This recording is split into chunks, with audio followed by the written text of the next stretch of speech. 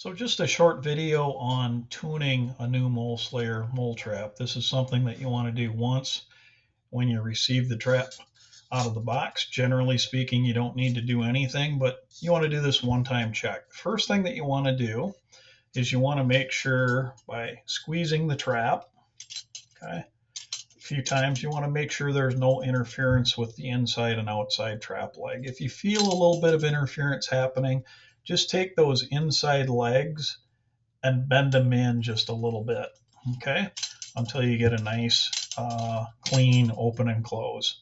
Second thing you want to do, just want to take a look at the trigger pan, and that pan should look just like that. 99% of the time they look like that right out of the box, and that's all you need to do to properly tune a MoleSlayer mole trap.